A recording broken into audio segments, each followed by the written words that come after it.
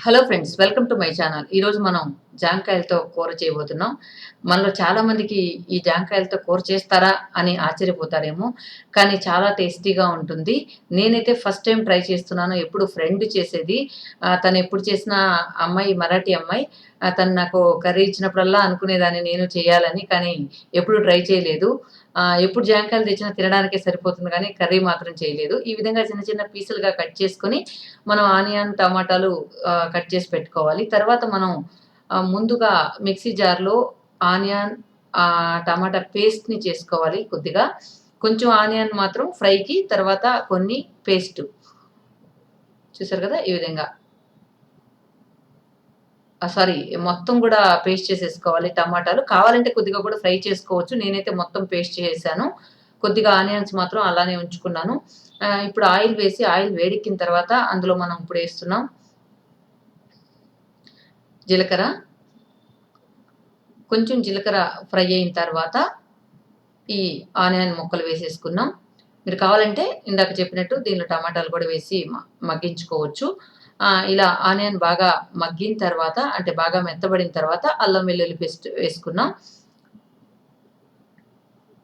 నేనైతే ఇందులో కొంచెం గరం మసాలా పౌడర్ వాడాను, కానీ మీరు కావాలంటే ఆ ఆయిల్‌లో పట్టా, లవంగాలు డైరెక్ట్‌గా కూడా వేసేసుకోవచ్చు. ఇప్పుడు అల్లం వెల్లుల్లి పేస్ట్ వేసిన తర్వాత ఇది పచ్చి వాసన పోయేంత వరకు ఈ విధంగా ఫ్రై చేసేసుకున్న తర్వాత మనం ఈ పేస్ట్ వేసేసుకున్నాం. ఆనియన్, టమాటా పేస్ట్‌ని వేసేసుకున్నాం. ఇలా యేసుకున్నందువల్ల ఏమవుతుందంటే మనకు కొంచెం గ్రేవీ అనేది ఎక్కువొస్తుంది. మనం సర్వ్ చేసేదానికి ఈజీగా గూడా ఉంటుంది. చూసారా? ఇది బాగా మనకు పచ్చివాసన పోయేంత వరకు దీన్ని కూడా మనం బాగా మగ్గించుకోవాలి.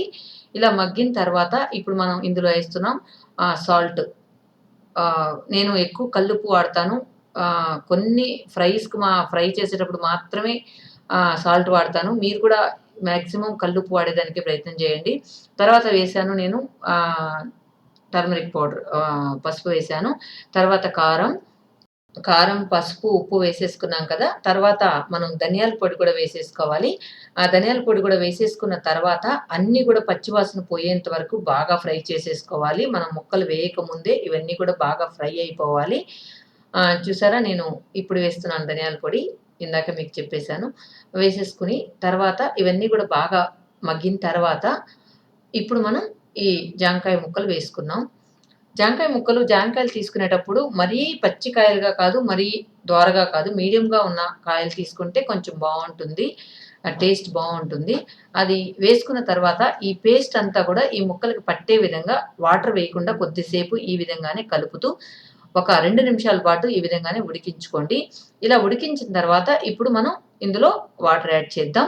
వాటర్ కూడా ఎక్కువ అవసరం లేదు. దీనికి తగ్గట్టుగా మీరు కొద్దిగా వాటర్ యాడ్ చేసుకోండి. నేనంటే కొంచెం మునిగేంత వరకు వాటర్ యాడ్ చేసుకున్నాను. తర్వాత మీరు కుక్కర్‌లో ఒక 2 విజిల్స్ వచ్చేంత వరకు ఉడికించుకోవాలి. తర్వాత మనం ఇందులో యాడ్ చేస్తున్నాం కొద్దిగా గరం మసాలా పౌడర్. అది నేను క్లిప్పింగ్ మిస్ అయిందా లేదా అనేది చూడాలి. కొద్దిగా నాకు సాల్ట్ కూడా తక్కువైంది వాటర్ వేసినందువల్ల.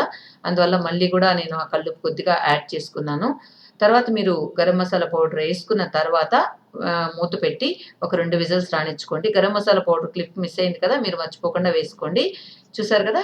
ఈ విధంగా మనకు జాంకాయ కర్రీ అనేది రెడీ అయిపోయింది. ఇది చపాతీకి, పూరీకి, రైస్‌కి అన్నిటికి కూడా చాలా టేస్టీగా ఉంటుంది. ఒక్కసారి మీరు ట్రై చేసి చూసి కామెంట్ సెక్షన్‌లో చెప్పండి టేస్ట్ ఎలా ఉందనేది. Thank you friends. Thank you so much.